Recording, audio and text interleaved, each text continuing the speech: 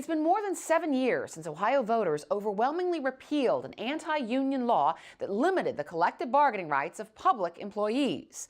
Now, two of the more conservative Republican lawmakers at the State House want to put 6 different issues before voters, all toward making Ohio a so-called right-to-work state. State House correspondent Joe Ingles has details.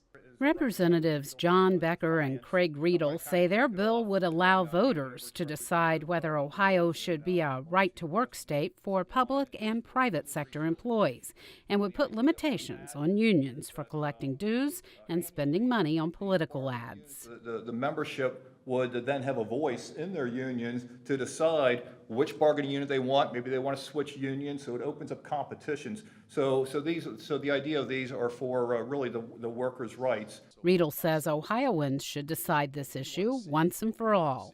We want to bring this to the ballot in November of 2020 and allow the citizens of Ohio to vote on this.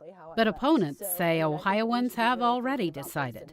Democratic Representative Bridget Kelly says Ohioans spoke loud and clear when voters overwhelmingly rejected Senate Bill 5 in 2011. Kill the bill! Kill the bill! Police, firefighters, teachers, and other union members protested the passage of the bill that limited collective bargaining rights for public employees.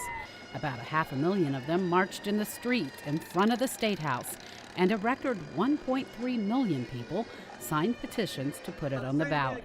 More than 60% of voters rejected that law that fall. And since that time, right-to-work bills have been introduced each session. But Governor John Kasich has repeatedly said that right-to-work is not on his agenda. Republican lawmakers who support the idea in theory have been reluctant to try again, though backers of this effort say legislative leaders have said they're open to learning more about it, especially since every state surrounding Ohio, except Pennsylvania, is now a right-to-work state. But Democrats like Representative Kelly say there's not much to learn because these issues are more of the same. It would make Ohioans more poor, less safe, and it would make our communities less strong. The union-backed group that led the charge against Senate Bill 5 agrees. No workers are clamoring to pass these bad bills.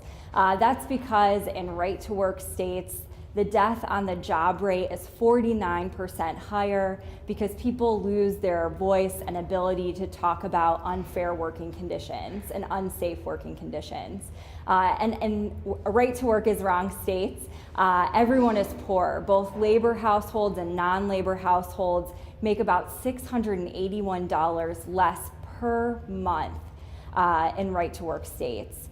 Lawmakers could put the right-to-work issues directly on the ballot by passing them through the legislature, but there's no indication yet on whether there will be enough support for them to make that happen. Joe Ingles, State House.